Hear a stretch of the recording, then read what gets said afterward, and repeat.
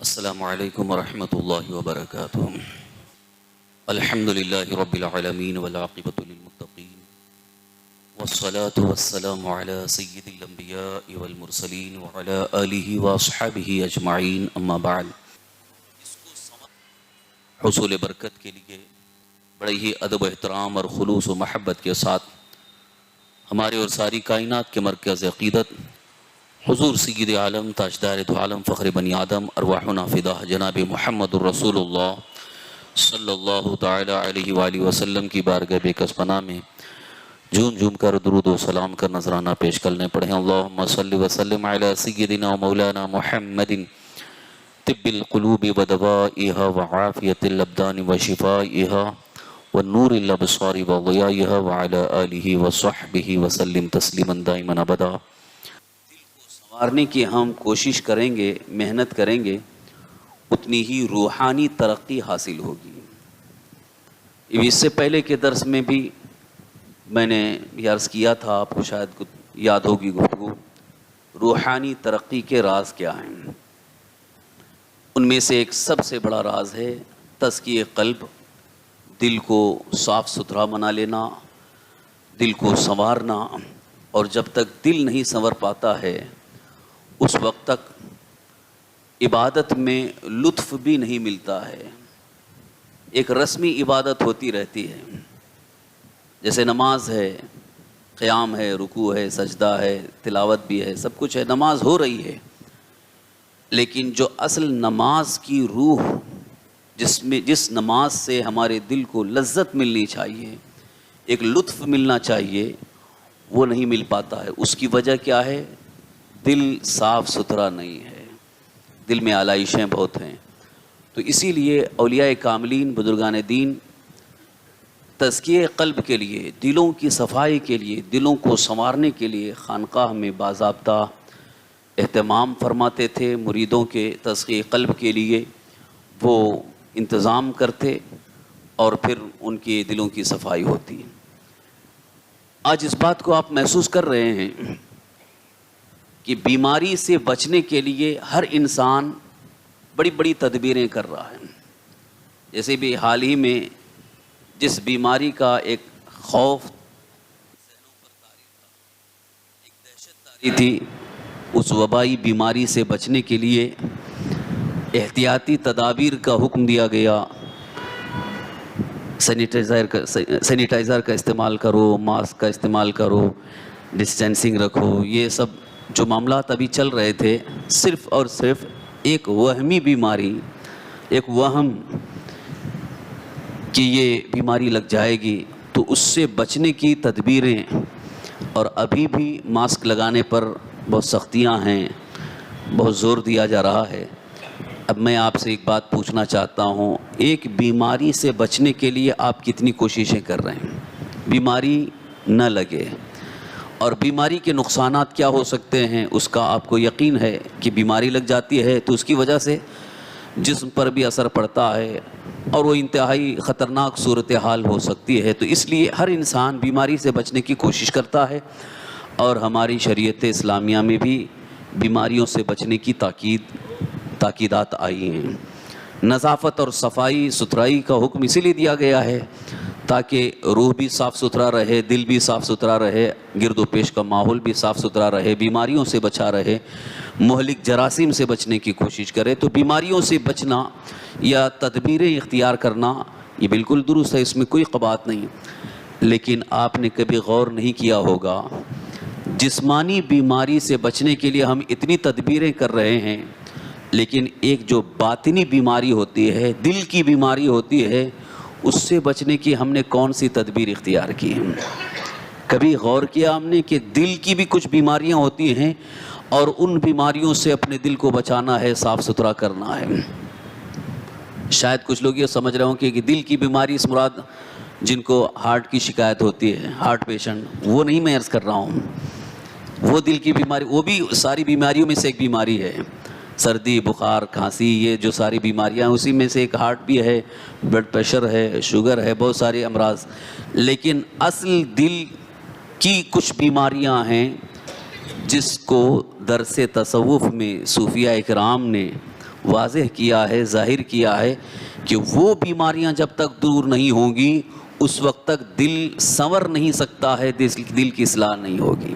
اب وہ کون سی بیماریاں ہیں ان کو بھی تلاش کرنا ہے۔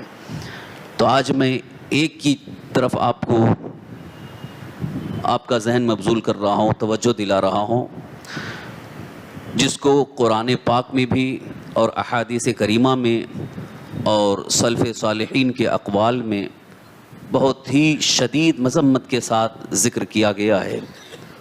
وہ ہے حرص مال و جاہ۔ مال اور عزت و شہرت کی حرص، یہ بھی ایک بہت بڑی بیماری ہے اور وہ دل کو کھوکھلا کر دیتی ہے۔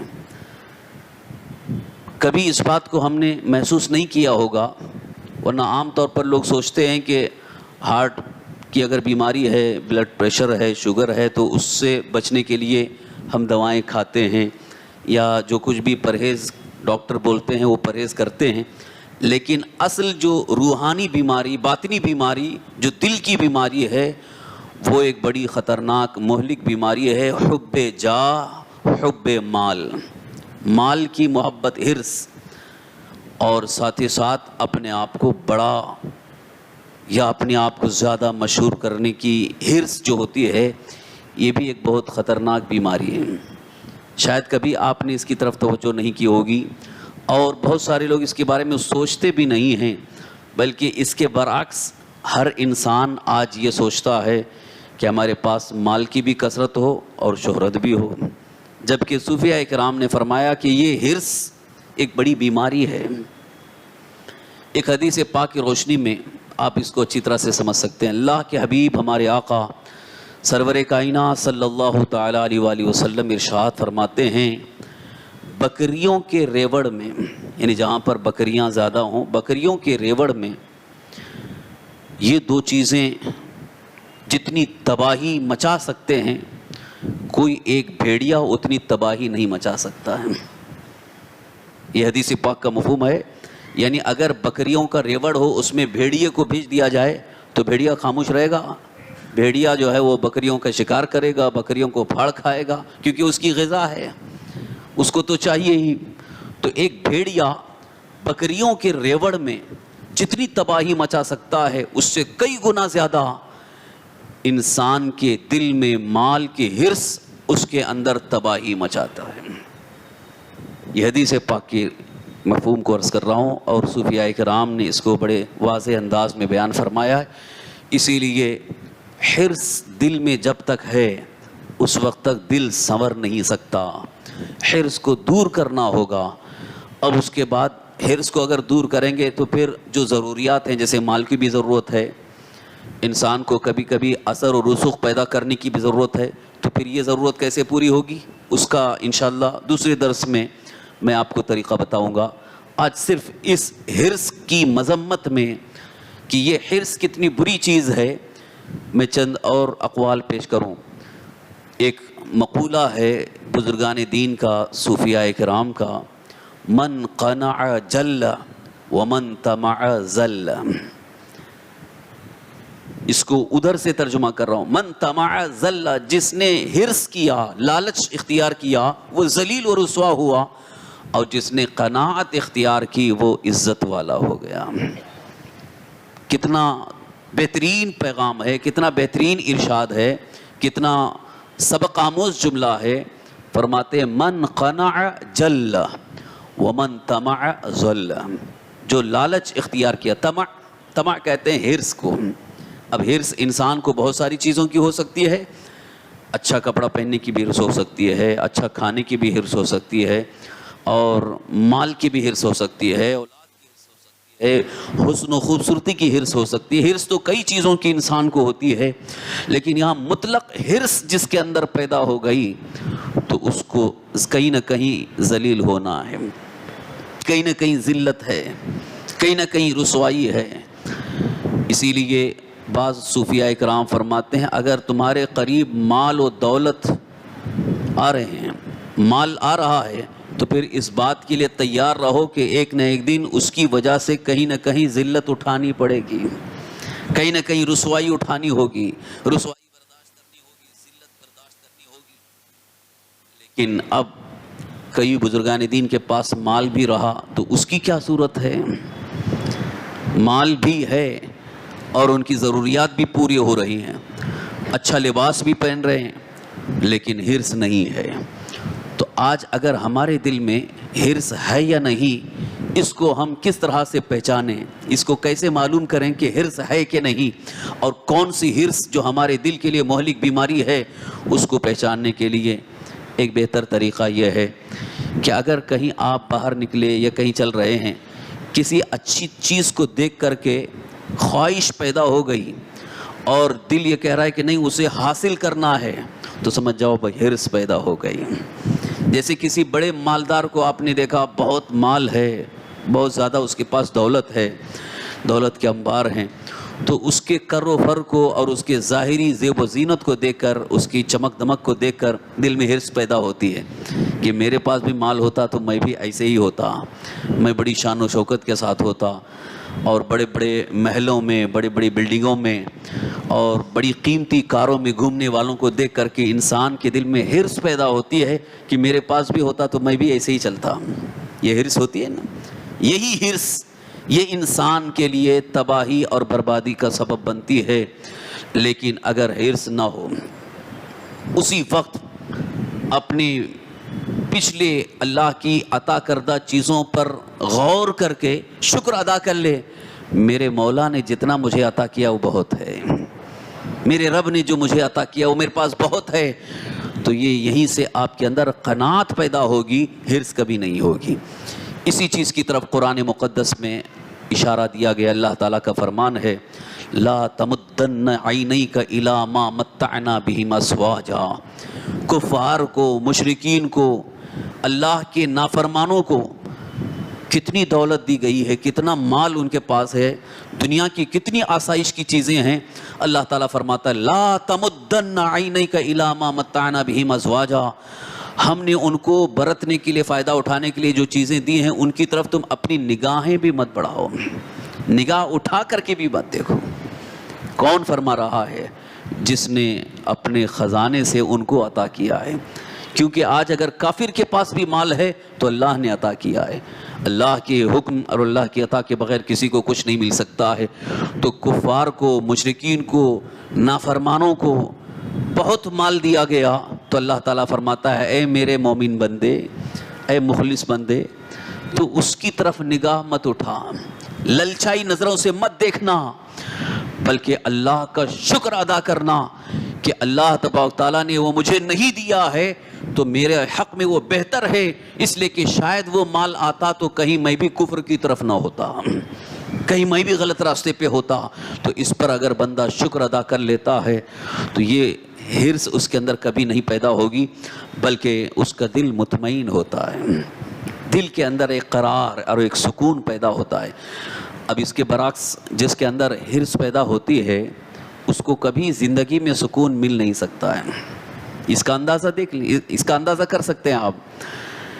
اگر کبھی حرص پیدا ہو گئی اور اس حرص میں ہم سوچتے رہ گئے کہ کاش وہ مل جائے، کاش وہ مل جائے، جیسا کہ کبھی کبھی کوئی دیکھتے ہیں کسی مہنگی کار کو، کوئی کار میں بیٹھ کے جا رہا ہے تو دیکھ کے حرص ہوتی ہے اور کہتے ہیں کاش وہ مل جائے، میں بھی ایک دن اس میں بیٹھوں گا، میں بھی اس کو لے کر کے چلوں گا۔ تو یہ حرص جب پیدا ہوتی ہے تو انسان اسی حرص میں کبھی وہ مطمئن نہیں ہو سکتا، اس کے دل کو قرار نہیں مل سکتا۔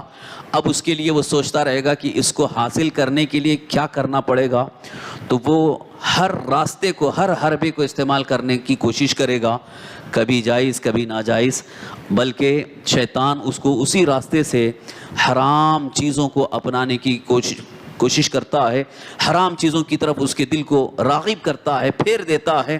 پھر اب وہ حرام چیزوں میں پڑ کر کے، یعنی حرام مال حاصل کر کے زیادہ اپنی وجہ، اپنی عزت، شہرت یا اپنے اثر رسوخ کو قائم کرنے کی کوشش کرتا ہے، اور اسی حرص میں بہت کچھ مال جمع کرنے کی کوشش کرتا ہے۔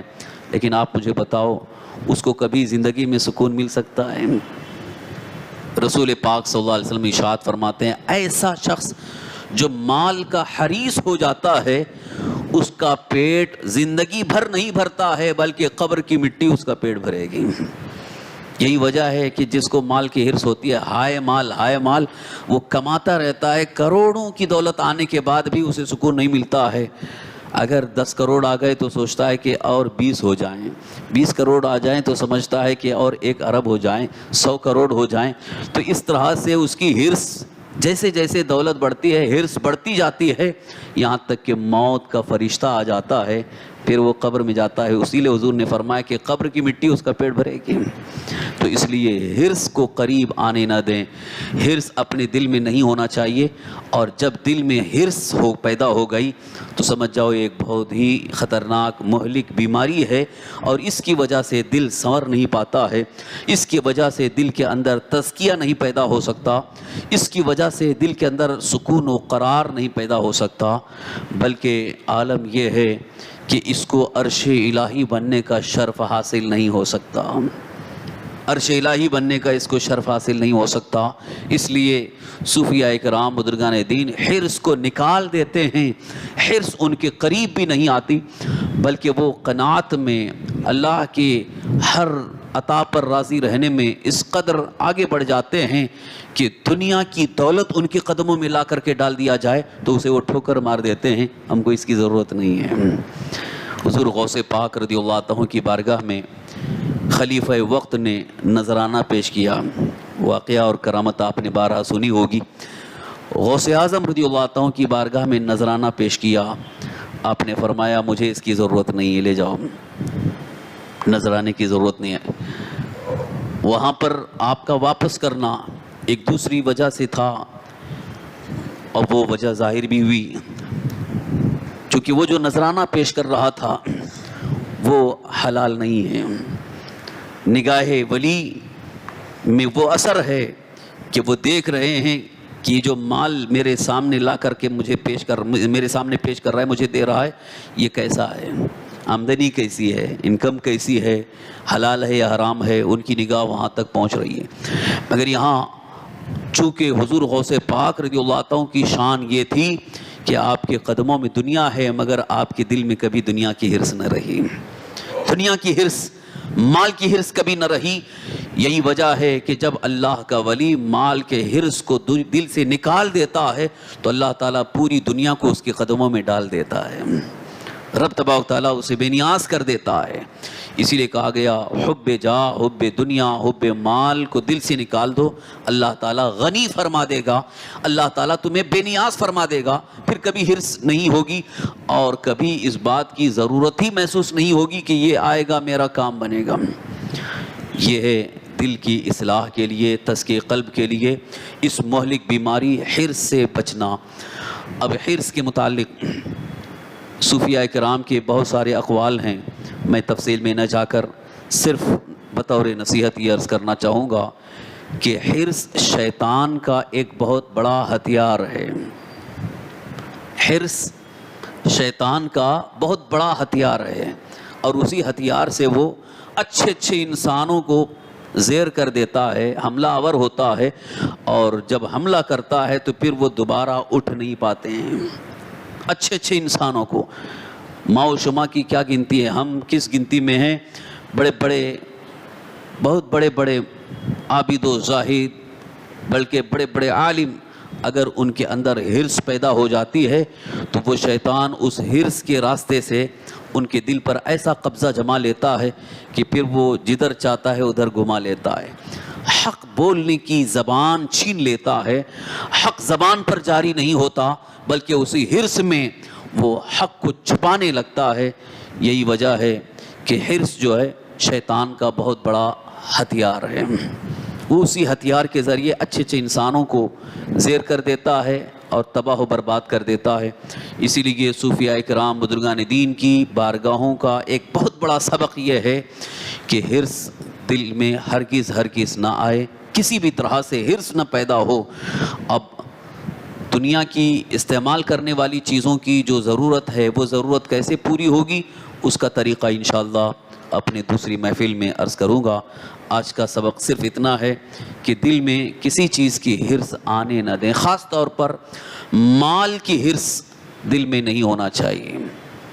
اللہ کا شکر ادا کرنے کا جذبہ، اور اسی کو بزرگان دین فرماتے ہیں راضی برضائے الہی، اللہ نے جتنا عطا فرمایا اس پر راضی رہ جائیں۔ اسی لیے بزرگوں کے اقوال میں سے ایک قول یہ ہے کہ دنیا کے معاملے میں اپنے سے اوپر والے کو نہ دیکھو بلکہ اپنے سے نیچے والے کو دیکھو۔ دنیا کے معاملے میں مال دولت وغیرہ یہ دنیاوی معاملات میں اپنے سے اونچے انسان کو مت دیکھو، تو وہاں حرص پیدا ہوگی۔ ارے وہ تو اتنے بڑے محل میں رہ رہا ہے، اتنی اس کے پاس دولت ہے، اتنی اس کے پاس آسائش کی چیزیں ہیں، تو ادھر حرص پیدا ہوتی، ادھر مت دیکھو بلکہ اپنے سے نیچے انسان کو دیکھو۔ ایک فٹ پاتھ پہ سونے والے انسان کو بھی دیکھو کہ اس کی زندگی کیسے گزر رہی ہوگی، جس کے سر پہ چھت بھی نہیں ہے، جس کو ایک وقت کا کھانا میسر نہیں ہے۔ ایسے بھی انسان دنیا میں رہتے ہیں، تو اب تمہارے اندر شکر کا جذبہ پیدا ہوگا کہ اللہ کا، رب کا اتنا بڑا شکر ہے کہ اللہ نے مجھے اتنا تو عطا فرمایا ہے۔ لیکن اگر اپنے سے اوپر انسان کو دیکھو گے تو پھر شکر نہیں ادا کرو گے بلکہ معاذ اللہ شکوہ، شکایت پیدا ہوگی کہ اللہ نے ان کو اتنا دیا، ہم کو کچھ بھی نہیں دیا، معاذ اللہ رب العالمین۔ اسی لیے دنیاوی معاملات میں اپنے سے اوپر انسان کو مت دیکھو، اپنے سے نیچے انسان کو دیکھو، لیکن دین کے معاملے میں اپنے سے اوپر والوں کو دیکھو۔ اچھے عمل، نیکیوں کے بارے میں اب یہ دیکھو کہ فلاں تو وہ اتنی عبادت کرتے ہیں، فلاں اتنے روزے رکھتے ہیں، اور ہمارے فلاں بزرگ وہ اتنی عبادت کرتے ہیں۔ تو عبادت کے معاملے میں، دین کے معاملے میں اپنے سے اوپر والوں کو دیکھو تاکہ تمہارے اندر زیادہ عمل اور زیادہ عبادت کی حرص پیدا ہو سکے، اور یہ حرص انسان کو، مومن کو ترقی کی طرف لے جاتی ہے۔ اسی لیے یہ طریقہ یاد رکھیں، دنیاوی معاملات میں اپنے سے اوپر انسان کو کبھی نہیں دیکھنا ہے بلکہ اللہ کا شکر ادا کرنا ہے اپنے سے کم تر انسانوں کو دیکھ کر، اور اسی وقت یہ اللہ تعالیٰ کی بارگاہ میں ہم نے یہ کہہ دیا کہ مولا تیرا شکر ہے جو تو نے ہمیں عطا فرمایا، تو یہیں سے قناعت پیدا ہوگی، حرص کبھی نہیں آئے گی۔ اللہ تعالیٰ ہم سب کو حرص جیسی مہلک بیماری سے محفوظ رکھے اور ہمارے دل کو اللہ تعالیٰ صاف ستھرا فرمائے۔